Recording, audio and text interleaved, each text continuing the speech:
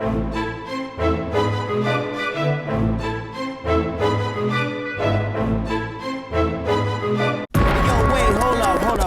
up. Stop the record, yo. Stop the record. Attention, warning ahead. Spoilers for Batman v Superman Dawn of Justice. Warning. Warning ahead for Batman v Superman. Spoilers. Spoilers are coming. What's up, Cinemaniacs? We're back with a Batman vs. Superman spoiler edition.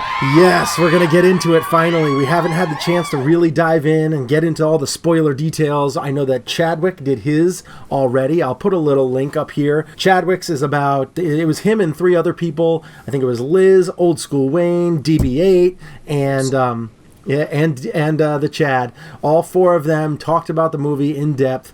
And I'll post a little link for that as well, so that you can check it out if you want to listen a little bit longer. That's also on the audio-only version. This will also be on the audio-only version. And who we have here today with me is obviously the Bry Man with lots of underscores. Lots of 3. Yeah. No, 2. 2. Yeah. Oh boy. The underscore Bry underscore man. Right, it's 2. Spoilers. Things we're going to talk about first. We're going to talk about the characters, a lot of the characters. We're going to get in more in depth and more of them, like a couple of them, and then we'll kind of just give our brief overall feeling about the other characters. Talk about the side characters that were introduced. We're also going to talk about some of the possible more corny parts of the movie. We're even going to talk more about that deleted scene that just came out. So, Bryman. Yes. We're going to do 2 characters that we really, really want to talk about. I want you to start off. You want me to just give you my 2 and then we'll talk about them? Sure, go ahead. Believe it or not, I actually want to talk about Superman. Mm-hmm. And I want to talk about Lex Luthor. Superman and Lex, the two combatants. They always go ahead. Sound very original, does it? All right, go ahead. I could pick like Cyborg and the Flash. No, I went right with Superman and Lex Luthor. I went top heavy. Well, those are the side characters. We're going to elaborate more on them later anyway. What do you got? Superman. So let me talk about Superman first. Mm-hmm. I like, in general, Henry Cavill's portrayal of Superman. Mm-hmm. He'll never be the best Superman. We all know Christopher Reeve is always going to be the best Superman. It's just, he is Superman. That's just the way it is. But I'm agree to disagree. What's that? Agree to disagree. Oh, all right. I'm starting to have some concerns about Henry Cavill, though. Okay. And I had this a little bit after Man of Steel, and it's kind of solidifying itself now. I'm worried he's a little too stiff. He's just, like, his character comes off. Is he too jacked? He lacks a little bit of personality to me. Okay. Bruce Wayne, Batman, always sort of has a personality. He's kind of a playboy. You don't think that his Clark Kent was? Nope, his Clark Kent I'm okay with. Okay. I'm just worried, like, Superman. There's just such a dichotomy between those two but there's just, it's something about the way he acts the role that seems very stiff to me. And maybe that's because, when you get him in that outfit, he's got that big chest and he's just, he's ripped, and maybe that's kind of the point. Mm-hmm. And again, I'm trying not to draw too much of a comparison to Christopher Reeve. They're totally separate. Interpretations. Totally different Superman. And maybe that's part of my problem is I'm so caught up in my childhood and remembering, all the great memories of Christopher Reeve as Superman. Yeah. And how I thought he was so perfect as both Clark and Superman, that maybe I'm drawing too much from that and trying to make a comparison where I shouldn't be trying to make one. Yeah.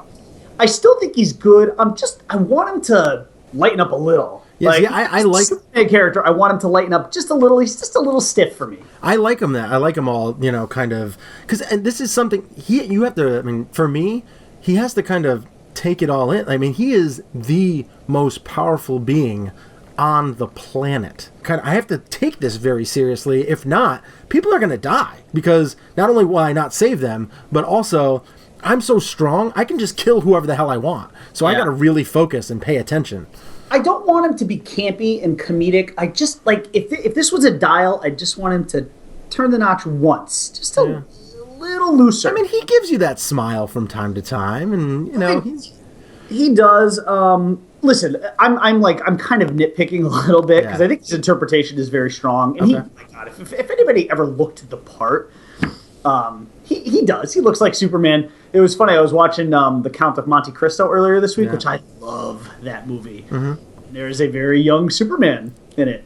Yeah. And he's dead. You could see, like, looking at him, like, wow, he really, boy, does he ever look, even at that age, he looked like a good young Superman. Yeah. He could have been in Smallville. Yeah. But no, in general, I'm very happy with Henry Cavill.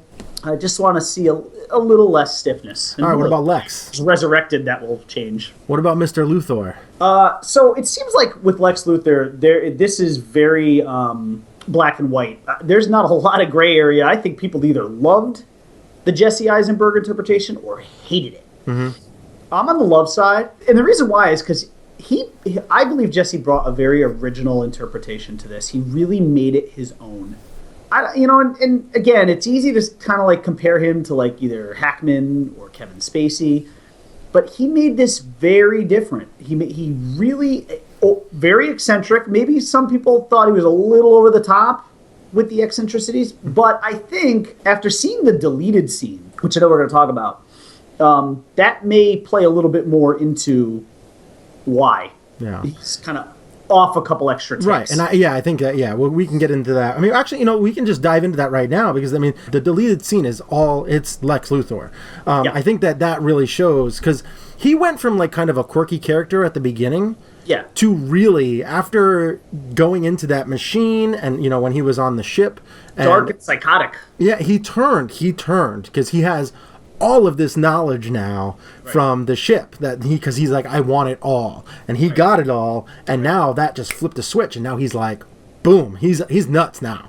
He's full on crazy. But so that was kind of a good thing that I saw, because it was tough to kind of really gather that in the actual movie because they didn't elaborate enough. He was like, after I seeing this scene, I'm like, oh, when he was in that pit and he said, I want it all, I want to know it all, that's what happens. Like, he took it all in, and knowing all that information turned him a little bit. And he also probably is a little tapped in with Darkseid at this point now, too. Yeah. So, I mean, there's a lot of information that got caught. But my biggest problem with Jesse Eisenberg as Lex Luthor wasn't his quirkiness. I didn't mind the quirkiness. With a Jesse Eisenberg character, I expect a little quirkiness. He's not, very strong and tough, which you would normally get with, like, you'd get a kind of intimidating presence with Lex Luthor, especially in the animated series or like comic books and stuff like that. Smallville, the character that played him, he wasn't like a big character, but he was intimidating because of his mind. Yes. So that's my problem with Jesse Eisenberg's character, is that he owns this huge company, LexCorp, and he didn't really give me that impression that he was this extremely smart, genius-level intellect that you need from a Lex Luthor, because that's his most powerful asset, is his brain. And you didn't really get that. You got more of a conniving person, which Lex Luthor is, because he talks his way into, with that, whoever that character was that they had the meeting where he fed them the Jolly Rancher. Jolly Rancher. Yeah, so creepy. It was really... Yeah, but what you got with that, you got like the conniving side, the kind of... manipulative. Yeah, kind of like the ick factor from, the way that he's approaching things and all that kind of stuff. So, I don't know. I'm kind of like... you got part of Lex Luthor. Maybe you're going to get the genius level intellect after the fact because he's got all that stuff in his brain now. Who knows? But we'll see. I guess we'll see how it plays out. For me, the couple of people that I would like to talk about is, one, I want to talk about Doomsday. Mm-hmm. Because Doomsday died in this movie. Supposedly, the thing that we know from people who've read the comics and all that kind of stuff is that Doomsday can't die. And he eventually comes back to life. He did get stabbed with kryptonite. Now, one of the things that happens in the comic book series is he gets stabbed. I don't know if he got stabbed with kryptonite. I can't remember. It's such a long time ago. But one of the things that happens with him is he adapts for when he gets killed. So he got killed with a nuke. He can no longer be killed with nukes. He changed. He's now immune to nukes. You could fire one at him. He's just going to laugh it off and then destroy your face. So you have Doomsday, who now got killed with kryptonite, It's going to take him a long time to recover from that. But he's going to come back with those kryptonite kind of spikes and stuff like that, and he is going to be bigger and badder as he got throughout this whole sequence, this whole fight. Every time he got the crap kicked out of him, he came back stronger, more immune to different fighting styles and everything. He just learns and adapts and then goes to kill. That's all he wants to do. So I am certain that we are going to get Doomsday again at some point in time. I don't know how quickly we'll get him again. Maybe after Darkseid is defeated, whenever that happens.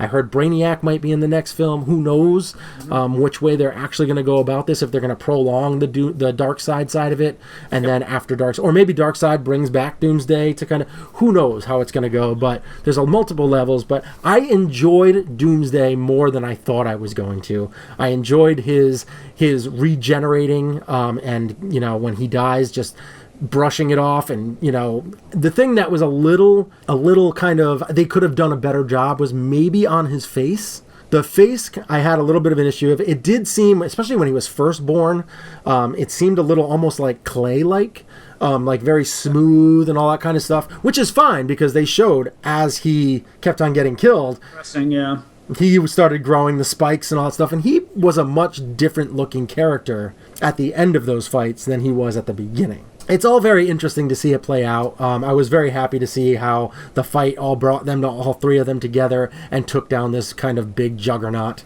of a villain. So I was pleased, more pleased with Doomsday than I thought I was going to be. The other character I would like to talk about, most people are going to think Batman, because that is what I wanted. I want a Batman solo pick after this. That is the way that I am going to figure out if Batman is my favorite Batman of all time. This Batman, Batfleck, is, I need an actual more solo movie. I need a movie that's strictly focused around him to figure out if he is. Because I watched it a second time, and when I saw it the second time, I enjoyed the movie not a ton more. It's still not quite at that 8.5 level for me, but it's in between the 8 and 8.5 now. And his Batman and Bruce Wayne are freaking phenomenal. I loved him as that, and after getting a solo pick, he might end up being my favorite Batman and Bruce Wayne. I loved him. But the person that I wanted to kind of talk about was Wonder Woman.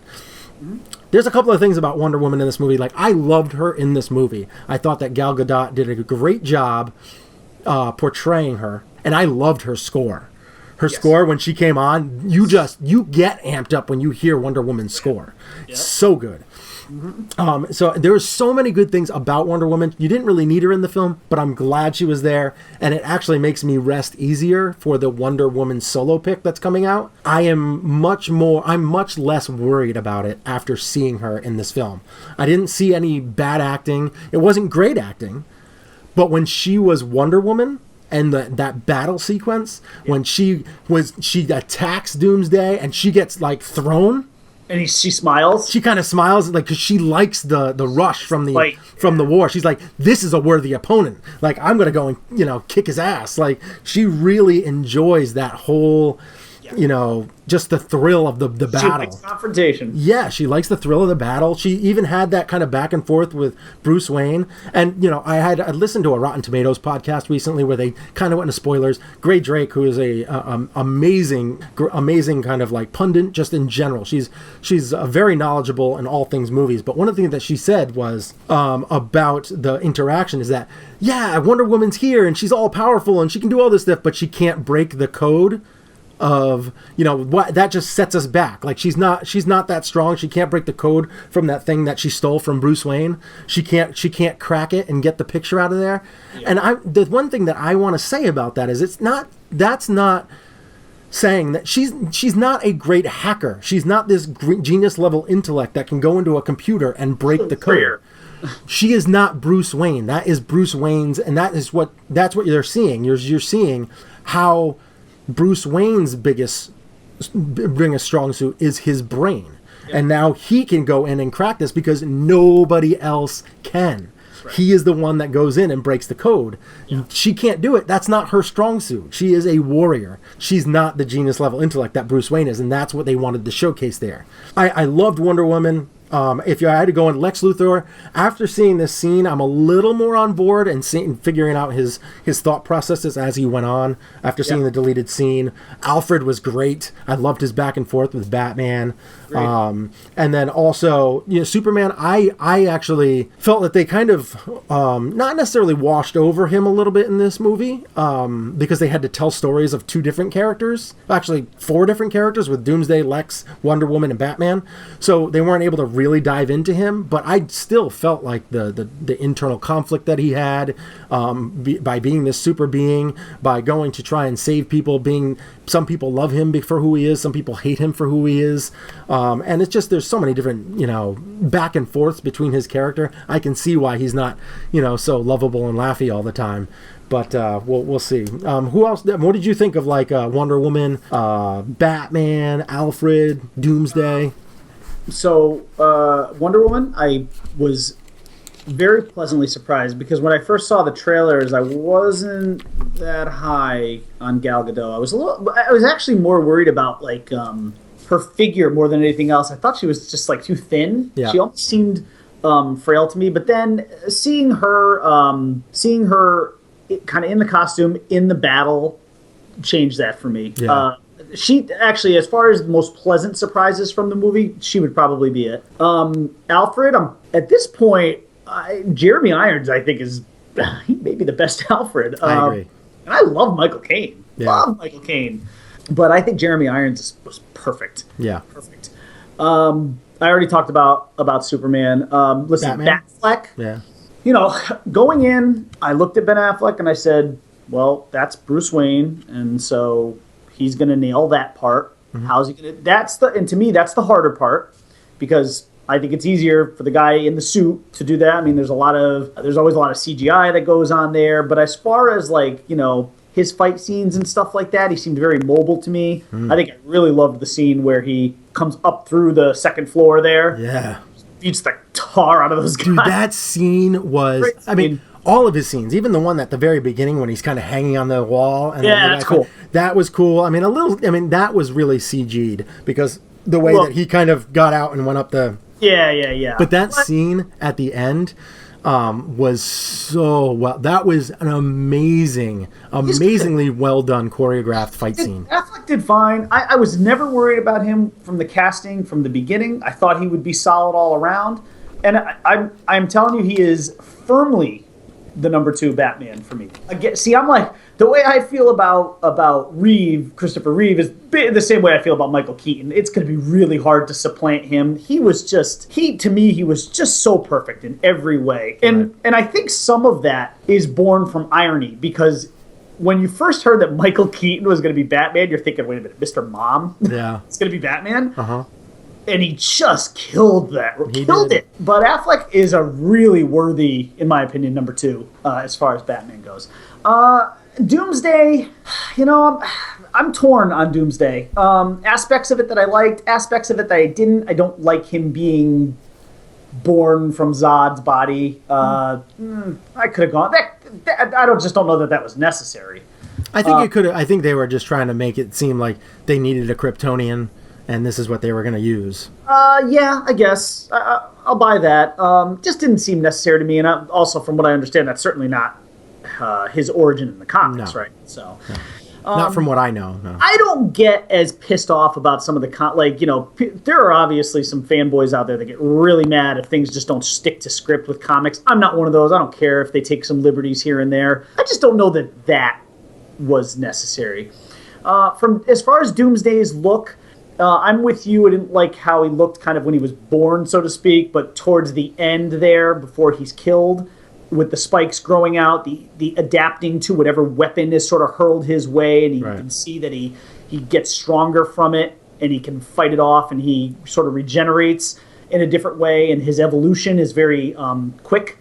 I liked all that. Yeah. I thought it was good. Obviously, his character was very heavily CGI'd, but then again, what was the alternative? Yeah, it's tough to do something like that practical. Yeah, I mean, can you imagine the money it would have cost, and would it have looked any better necessarily? Nah, it wouldn't have been as fluid. Doomsday's tough. I mean, he's a giant, monstrous being, and it's going to be hard to capture without CGI. Does anybody have any issue with the fact that the Incredible Hulk is heavily CGI? Yeah, I think that the Hulk looks a little bit more real because there's less alienness to him. He actually kind of looks like a giant green human. There's more. There's a little. I'll give this to Marvel. I feel like when looking at the Hulk, there's more detail in him when you look at him. And I felt like kind of what you said, almost like about the clay thing. Like Doomsday seemed very smoothed over. Yeah. I would have liked to have seen more detail. It almost looks like they rushed that a little in terms of the CGI. Oh. Ultimately, I didn't have a huge problem with it, and I had no problem with his character being in it. Right. Because much like we know Superman's coming back, so is Doomsday. So this was not the end for either of them. Right. It never is. By the way, and this hasn't, I don't know, I haven't seen this talked about as much. I love the very last scene where you see the dirt rising off of the coffin. Mm-hmm. I think that's great. That was a great way to end it. Yeah, it was. I mean, it's an interesting way of making sure that that Superman's still alive and all that kind of stuff. Like, he's still alive. He's going to be around. And it just took him some time to recoup from that, Now, if we want to get into some side characters. Yeah, okay. The side characters. We had Aquaman show up. We had Flash, Cyborg, and possibly even some symbols of Darkseid, like the Omega symbol and all that kind of stuff. And some of his, minions that are out there that are going around and killing people in one of Batfleck's dreams. Yeah. Let me bang through some of those real quick. Yeah. So Aquaman I liked, but they didn't need to show him as long as they did. But I like the look and everything. They could have made Aquaman's much shorter. If they made it a little bit shorter, and I mean, I understand that his character needs to be kind of in the depths, and it looked like he was like kind of moving a little slow in the water. I wish they could have sped that up a little bit. Yeah. To kind of make it look a little bit more like because then they showed him take off, which was very cool. I wish that they just made him kind of see it real quick, or like grab the thing real quick and then just like boom, like smash it and then take off. Yeah. Instead of like sit there for a little while and like with his hair flowing in the hovering. It was a little bit too long. A little too long. A couple seconds too long. Mm-hmm. The Flash, I'm really disappointed in. Really disappointed because the outfit, and I don't mind the scene. I actually kind of liked the dream sequence scene that Bruce Wayne had there with him. Uh-huh. But I even had to ask you after the movie, like, who was that? Because I did not know. Right. That looked nothing like the Flash. I get that they want to do like their own interpretation. Who knows? Maybe that's even like a special outfit or something. That I think it is. I think that's what they're going to do. Is they're going to have a special made outfit so that he can go back in time. Right. Maybe that's not the standard Flash outfit. But the problem is, I did not know who that was, and that bothered me a little. Yeah, I mean, in realistic, if you think about it, what's more apt to like not burn up when you're going 1,000,000 miles an hour running? A leather suit that you put on, or a mesh suit, or a metal kind of suit when you're running really fast? Especially if there may be time travel involved there. Yeah. So I have no, I don't know. I didn't love that, though, from the beginning. See, I liked it. That was one of the things. I thought it was really cool. I liked how he came back, and he kind of touched on the whole Injustice Gods Among Us little comic series that was out there. And because you have some references to, he killed, it's the key is Lois Lane, the key, all that kind of stuff. And because in that comic, I believe the Joker, from what I remember, the Joker kills Lois Lane. Yeah. And because of that, Superman believes that it's Batman's fault. Yeah. Because he never killed the Joker. Lois Lane died because he didn't have the balls to go and kill Joker. And that's the whole thing that it touched upon. And I liked the way it was done. I liked his suit. I liked how they showed that little clip of him, saving the person in the convenience store. Oh, that was good. I actually liked what I saw from Flash. The only part I didn't like of those sequences with the side characters was the cyborg thing. It just didn't do a lot for me. Yeah, I liked it. I thought that was also good. It was very CG'd, but I liked how they kind of went through the stages of like, I'm trying to do this, I'm trying to get this, and then all of a sudden, boom. Because from what I remember, the guy who's working on Cyborg is his father. His father is trying to, because he had this bad accident and most of his body was blown off, so he hooked him up to this thing that his father had already been working on. He hooked him up to this contraption that could keep him alive, but couldn't necessarily, he would eventually end up dying. So he had to try and create something out. And I can't remember what the box is called. It's some kind of box that he ends up seeing. And you actually also see in the Lex Luthor deleted scene, those boxes that are there, that is what helps create Cyborg become Cyborg. So he puts it into Cyborg. How did his father or whoever the scientist that's working on him, how did he get that and create Cyborg? But when Cyborg was created and he just starts screaming like, ah, like that, I thought was a pretty powerful scene. For me, that was powerful. Yeah, the cyborg part just didn't do much for me, but I think there's also a little bit of a detachment for me for Cyborg too. I'm just not like that character. Just in general doesn't do a lot for me. I love Flash, Aquaman, whatever. He's just a glorified fish. Stop your mouth. I mean, the only other character I would have shut your mouth when you're talking to me. I know. I'm sorry. You do love your Aquaman. The only other character I would have loved to have seen was the Arrow, but yeah, we'll get there. We could have, because I mean, in the comic, you get a one-armed Arrow that shoots. He actually shoots the kryptonite thing that Superman breathes in, and then the whole sequence where Batman has him at his throat and could kill him if he wanted to, but he didn't. So if we had to move on, we're going to move on to another one of the more negative topics that people talk about is the Martha best friends forever.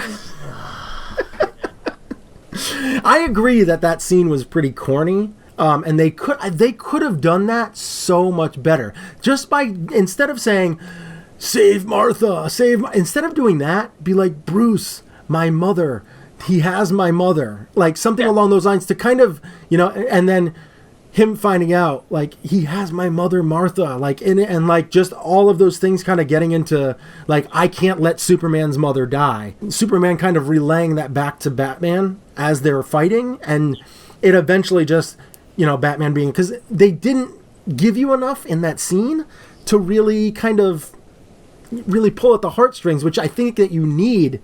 You needed in that. You needed a, kind of tugging at your heartstrings, like, oh, dude, like Lex Luthor's been playing you guys from the get-go, and finally got you guys to face off. Superman found out because Lex Luthor told him. He relayed the information in a corny way, which they could have done a much different way. So corny, because now all you're seeing on the internet is the Step Brothers meme. Just become best friends because, wow, our mom's names are both Martha, which is funny because I actually didn't even realize it until that scene. They hadn't even thought about that.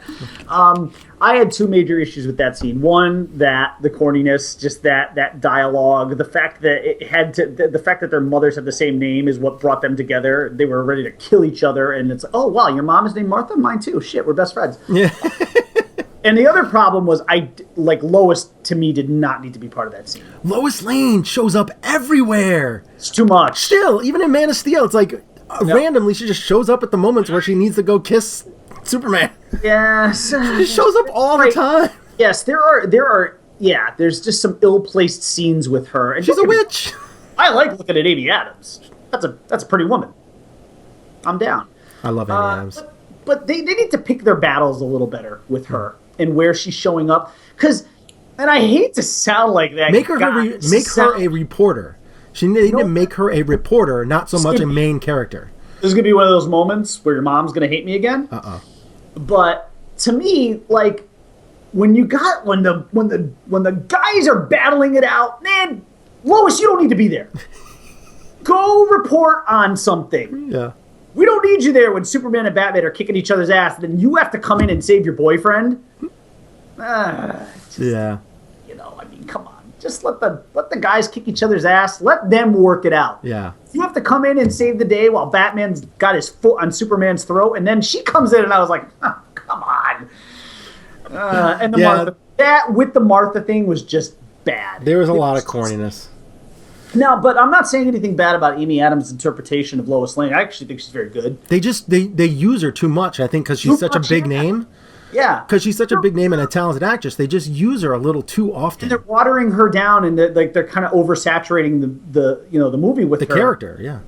They are, and she's a very likable character. I feel like they're using her. Yeah, they're using her too much, and they're using her in really bad spots. Yeah, I wish they would just use her a little less, because I think her appearance would be a lot more important. Yeah, I think you'd like her even more, and her appearance would be more impactful. All right. So, any other kind of closing sentiments on like some things that you didn't like about this movie? I mean, it was very heavy. That battle scene with Wonder Woman, Superman, Batman was very heavily CG'd. Yep. And at times not good, like not a good CG. It was kind of a little bit too much. And like, I don't know if it was a filter or just the clouding that they used around the whole thing that just didn't make it seem like a grand scale fight. Like they were in outer space at one point, but I never really thought that like this was a huge, like grand scale of a fight. Like, I felt like it was a bigger fight when Zod and Superman were going up against each other. Well, and I think maybe that might have played into why this one wasn't as big, because a lot of the negative feedback from Man of Steel was that the Zod-Superman fight was too long. It just carried on too long. It was too destructive, and I think they... I wanted it to feel big. Like, I wanted to feel like Doomsday is going around and destroying everything, and they have to stop him. And like, I think that then you have Batman relating, like, oh my gosh, like, yeah, these people are just, this guy's just destroying everything to destroy it. Yeah. So it makes it very difficult. Yeah, as far as things that bothered me the most, definitely the Martha thing. Yeah. And Lois's presence in that scene, because it could have just easily been done without her. Yeah. Superman could have explained, like, they're going to kill my mom. Forget that her name is Martha. Glad, don't get me wrong, I'm glad we're binding here over the fact that, we're bonding over the fact that our moms are both named Martha, but that's not really... And then even if there was a joke afterwards, like, and where, when he saved her, she was like, I kind of figured, the cape, that was kind of a joke. They could have done something along that with, like, he's like, I told them I would save you, and I'm a friend of your son's. And then she would be like, hi, I'm Martha Kent. And he'd be like, and then, like, have the flashback, like, and then him kind of being like even more powerful, like, and like maybe even give her a hug or something like that, like having the Martha kind of thing play in there at that point. You don't need it as much, but it would have been more powerful at that. I don't think you needed it at all. I just don't. I think the whole Martha part could have been kept out. Yeah. Because people are focusing on it too much now. The other thing, just a very general perspective, I find it really interesting that there is such a massive divide here between critics and people going to see it. I don't know what the difference is right now on Rotten Tomatoes. It's at least north of 40%. Yeah. I think it's 72% audience rating and 28%. Yeah. That is a massive divide. I've read some of the critics' reviews, and I'm struggling to see where their major issues were. It just seems like they have like a disconnect, like from the actual comics animated series. Because this is what Zack Snyder said. He's like, I'm a comic book. I like comic book movies. I like comics. So that's what I'm going to pull, and I'm going to do Easter eggs, and I'm going to make it more of a comic book feel. And it did have a comic book feel to it. Yeah. I don't even know that you can deny that. Actually, I was watching part of Chad's podcast, and I forgot the guy that's sitting next to Chad said... DB8. Who was that? DB8. DB8. But he made a really great point that even though I didn't love the Flash's outfit in that scene, he said, and he made a really good point, I completely agree, he said that was a very comic booky kind of scene. Mm-hmm. It was. Mm-hmm. Like where you have... couldn't you actually see that in like a Batman comic where... Yeah. You see Bruce Wayne, like kind of asleep, resting, and then but he has this dream or this flash sequence where he sees the Flash. Yeah, that's a total comic book scene. It really was. So and I like that. I thought it was cool too. I'm struggling with the critics' critique of this movie in general. It was not. This is a good movie, and I'm enjoying it more every time I see it. Like I said, I started with a 6.5. Now I'm up to 7, and I guarantee you, if I see it a third time, and I will, it's going to go 7.5 because I'm just going to keep piecing more things together.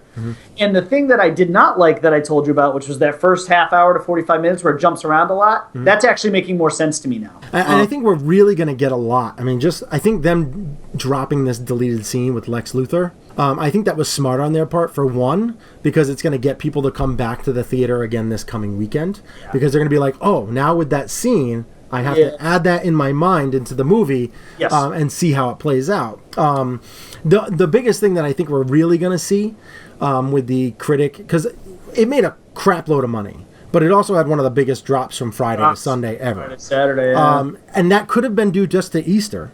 Could have been. Could have been just Easter in general. Like, a lot of people are with their families. They're not gonna. There's gonna be a 3-4 hour window where nobody's gonna be doing anything at the theater. But it set a Monday record, so it bounced back. Well, yeah, and I mean, it wasn't like it made a killing, but but I mean, it's the biggest juggernauts ever on comic books. So the biggest telltale sign that we'll get from Batman vs Superman is this coming weekend. I'm gonna give it up to. I'm gonna ask you a question. Over under 62% drop. Over under. So do you think it'll be more than 62% or less than 62% drop? I'm gonna be positive and go under. So you think it's gonna be 61% or 61 something and lower? Yeah. I don't think it's gonna be. I do believe that the holiday weekend may have factored into that. People look at it and they're like, oh well, Easter was Sunday, so I'll give it a pass on that. No, Easter is a holiday weekend. Right. So people are shopping for food and whatever on Saturday. Then last minute candy shopping for Easter baskets and. Right, Easter. I mean, it's everyone does last minute shopping, myself included. So Saturday and Sunday, that weekend might as well almost not even exist. I'm not going to put too much into that. And I think the Monday bounce back showed you a little bit of something. Again, not a huge number, but it did bounce back. What was it? Was that the biggest Monday ever worldwide? I think. Whatever. Yeah. This movie is going to make its money. It's going to clear $1 billion, right, globally. Yeah. I mean, with relative ease. I would say after probably 3.5 weeks, maybe. Probably. So I think I'm going to go with the under. I don't think it's going to be that big of a drop off. I'm going to say 61%, 61.9 or under. Yeah. Okay. I'm with you. I'm hoping for that. I'm not sure. It could. I mean, it could end up getting 70. It all depends on how big of Easter was, how much it actually had an effect, and it could have had a pretty big effect. So I'm hopeful that we're going to get something like a 55 to 60% drop, because that would be fine by me. I would be fine with that, because that's still average, right? Isn't that still kind of average though? I would say that's okay. I mean, like, most big blockbuster movies have like a 60% drop, like 50 to 60% drop. The good ones have like a 40% drop, which is not very often that you get something like that. So I'm intrigued to see how it plays out. It goes to show you just how successful Star Wars was, because that drop for Star Wars was very gradual. And the good thing is that it doesn't have a lot of competition. Batman vs Superman doesn't have a lot of competition for the next couple of weeks. So, all right, well, we're gonna wrap this bad boy up. If there's anything that you had noticed that you liked, disliked about this or the movie in general. If you thought Easter didn't have as much of an impact, whatever you want to say, sound off in the comment section below. Hit subscribe button, like our video, share, comment, all that kind of stuff. You can comment in the comment section below and let us know what you felt about Batman vs Superman. And we'll do our best to try and have a little conversation with you about it in the comments, in the comment section. How many times can I say comment section below? A lot. Yeah. Comment section below. Below in the comment section. Comment. Sound off. All right, so thank you guys for watching. We hope we covered a good amount of this stuff on Spoiler Edition. We obviously could have talked for 3.5 hours about this easily. So I hope you guys enjoyed watching the video, and we will see you guys in the movie soon. Hopefully going to see Batman vs Superman for the second time, which I want to go for a third time. So have fun at the movies. Batman vs Superman. Spoiler Edition. Happy WrestleMania weekend, everybody. Whoop whoop. Peace. If you watch the show on YouTube, please click that thumbs up and subscribe to our channel. And thank you for watching.